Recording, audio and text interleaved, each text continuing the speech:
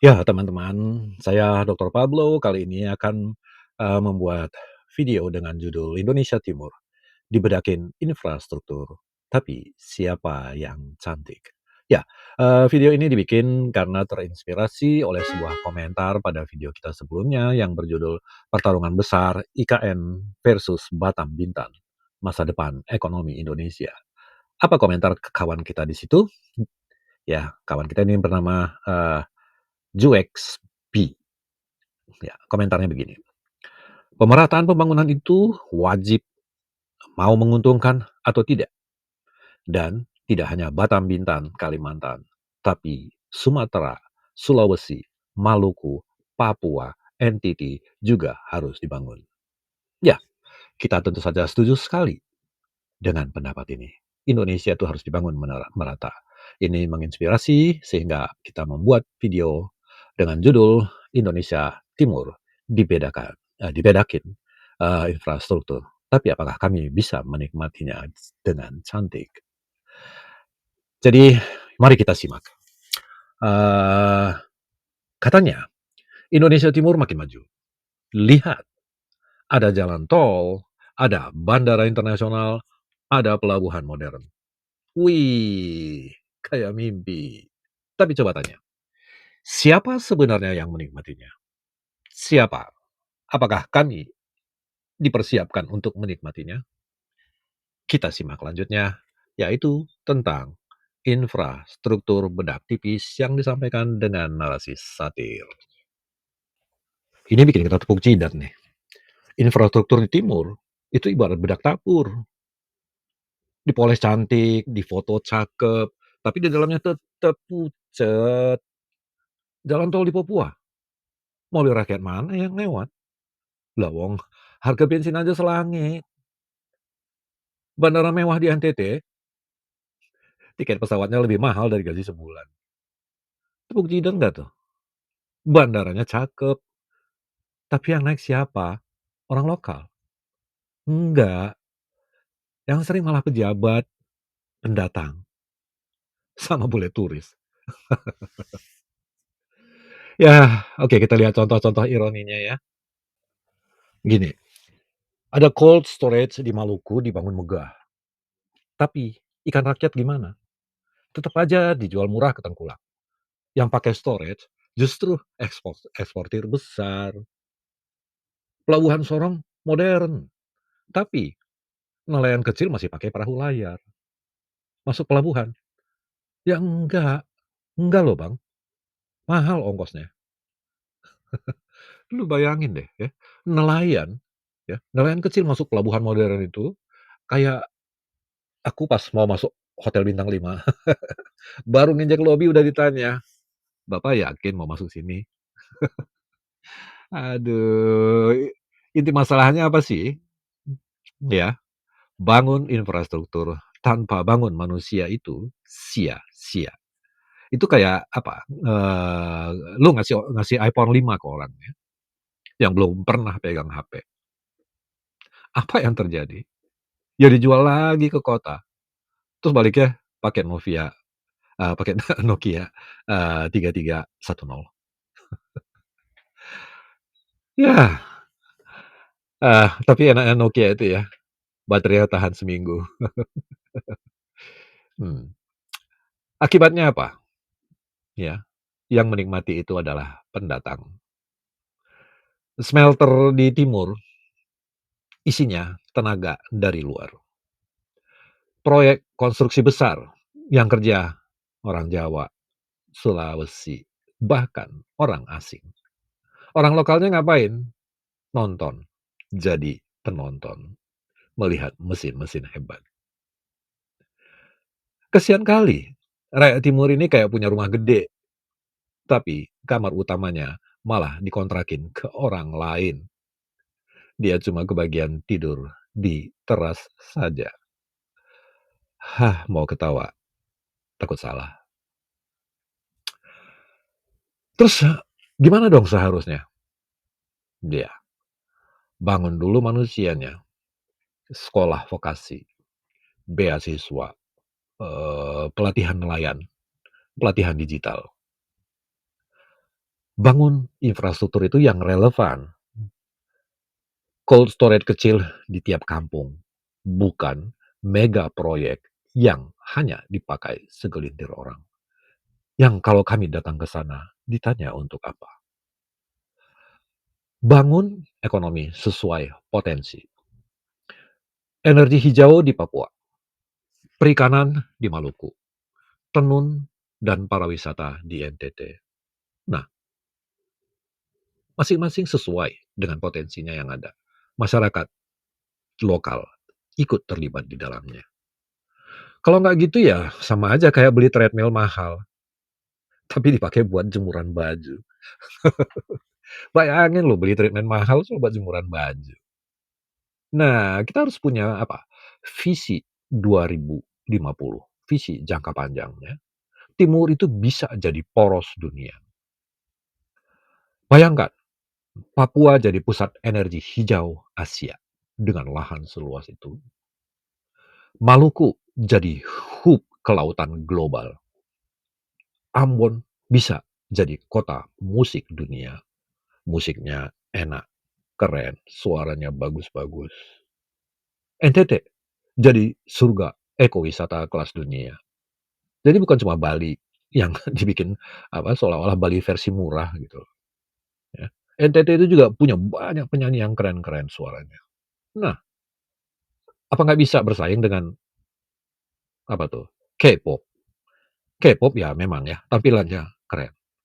Kalau di suaranya NTT tidak kalah.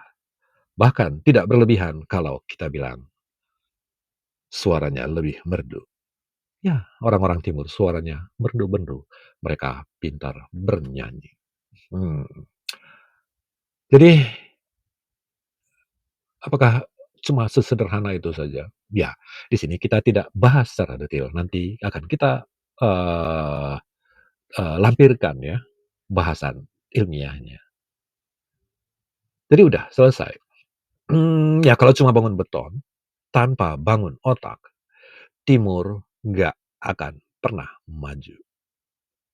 Jalan bisa bikin cepat 2 jam perjalanan, tapi pendidikan bisa bikin cepat 20 tahun peradaban. Jadi mau pilih yang mana? Hmm? Mau pilih dengan cara sederhana, yang gampang, hanya dengan membangun infrastrukturnya, atau memberikan pembangunan peradaban yang berorientasi pada pendidikan. Jadi silakan tunjuk dada Anda dan lalu tunjuk kepada mereka yang membuat kebijaksanaan.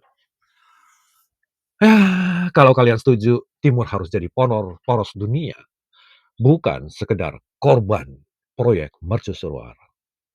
Klik like, share, dan komentar biar suara rakyat Timur semakin terdengar sampai ke Jakarta, sampai ke luar negeri, bahkan sampai ke ujung dunia. Ayo, mari kita kepal tangan, angkat tangan tinggi-tinggi, dan bersemangat. Ekspresi tegas. Terima kasih. Silahkan menikmati uh, ulasan ilmiah berikutnya. Oke, sekarang kita masuk ke seksi yang lebih serius, ilmiah, tajam, tapi juga sedikit satir dan ngakak. Ya, judulnya ya, temanya tetap sama, pembangunan timur Indonesia, bedak tipis atau fondasi dunia.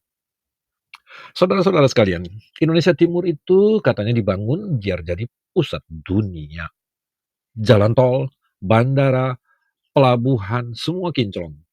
Tapi pertanyaan sederhana, siapa yang make? Apakah rakyat lokal atau justru orang Jakarta dan investor asing yang datang liburan? Jangan-jangan ini cuma kayak bedak tipis di wajah jerawatan. Dari jauh kinclong pembangunannya. Tapi kalau didekatin, banyak bopeng-bopengnya. Ah, maksudnya gimana? Bedak tipis infrastruktur. Gini, teori ekonomi bilang, infrastruktur itu syarat perlu, tapi bukan syarat cukup. Necessary, but not sufficient condition. Ya, itu di bukunya Todaro pada tahun 2020. Artinya apa? Jalan ada, tapi kalau rakyat nggak bisa beli motor, ya, ya tetap aja jalan kaki. Contohnya eh, Trans Papua ribuan kilometer. Tapi ya, menurut World Bank tahun 2019, Bank Dunia ya, harga BBM masih gila-gilaan. Penduduk lokalnya jarang punya kendaraan. Akhirnya, jalan lebih banyak dipakai kontraktor dan ekspedisi luar. Nah, jadi ini jalan untuk siapa kalau gitu?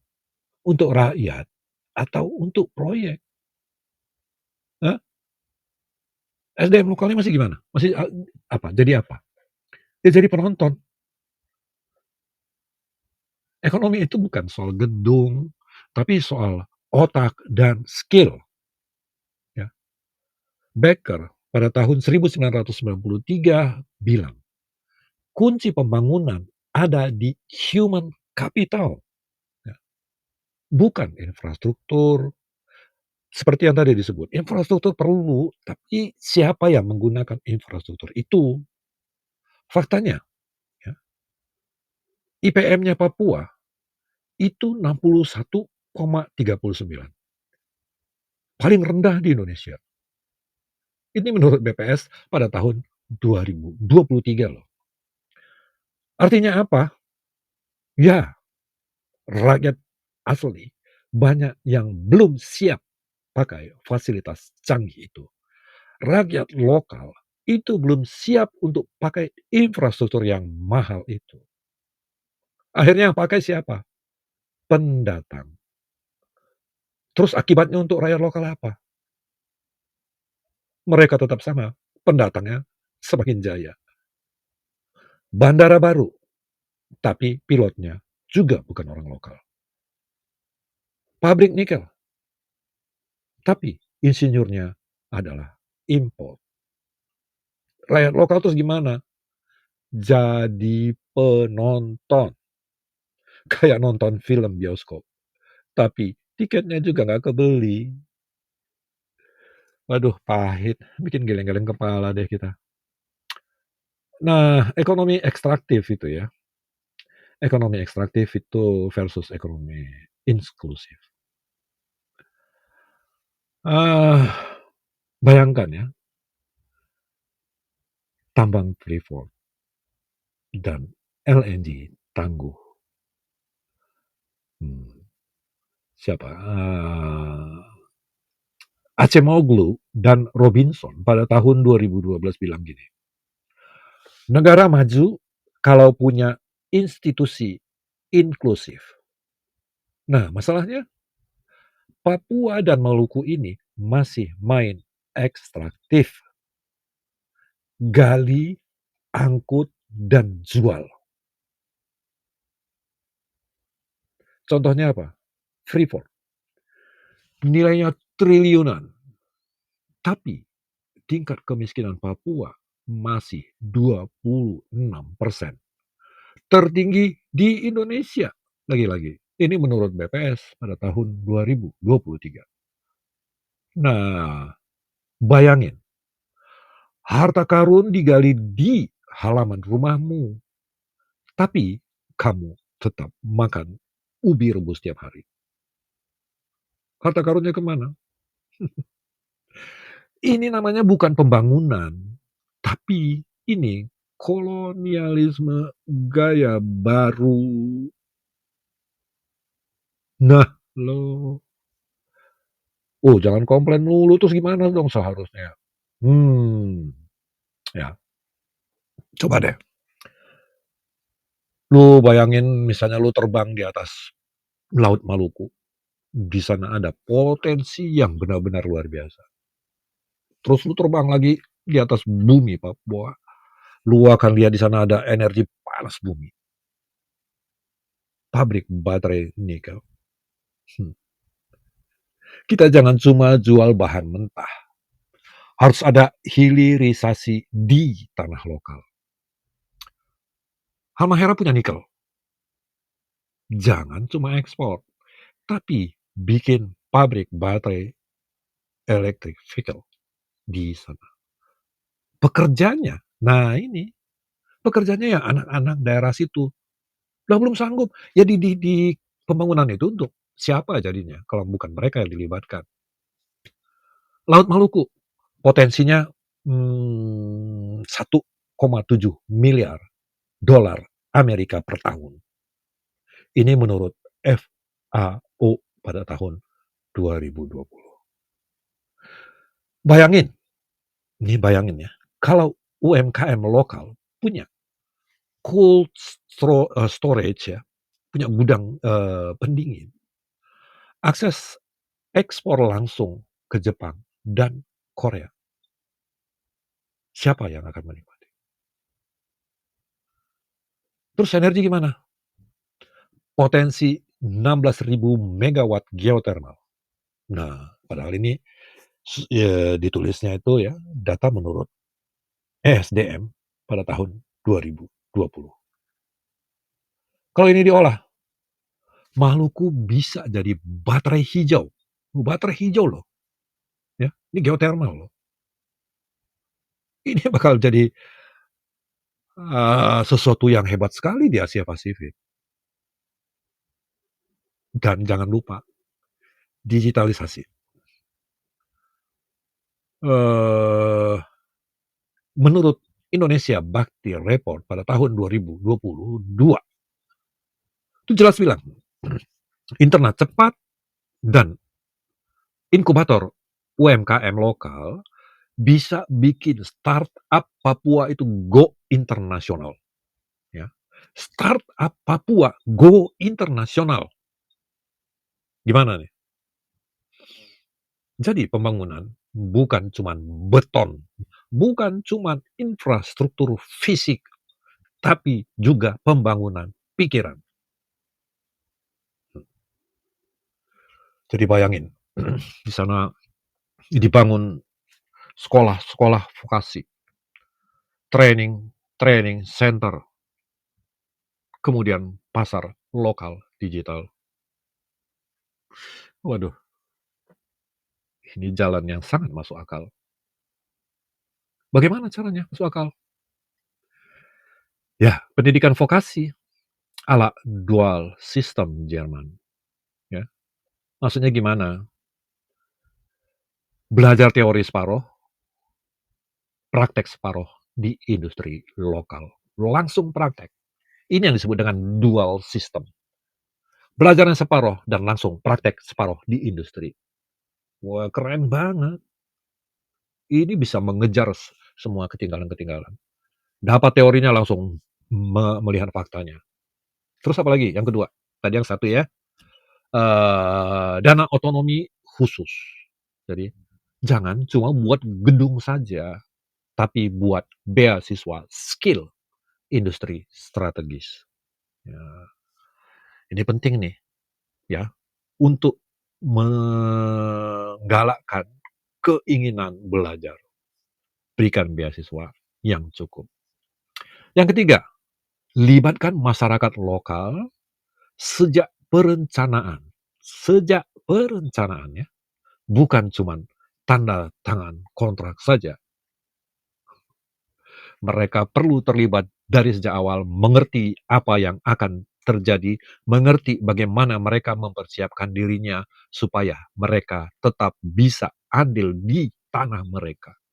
Kalau ini dilakukan, maka rakyat lokal akan jadi tuan rumah, bukan cuma jadi penonton di rumahnya sendiri. Penonton di rumah sendiri, apa yang ditonton. Ya,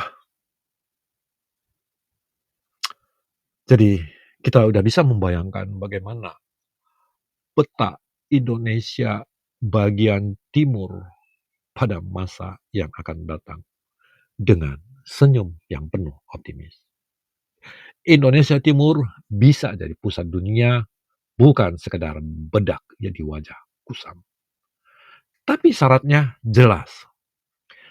Jangan bangun infrastruktur tanpa bangun manusianya. Jangan kasih panggung tapi lupa memberikan peran. Rakyat lokal harus berperan. Kalau tidak, 2050 nanti kita bukan jadi pemain dunia, tapi cuma jadi penonton dunia. Saudara-saudara sekalian, pilihannya ada di tangan kita. Mau jadi bangsa yang cuma dibedakin atau memang bangsa yang berdaulat.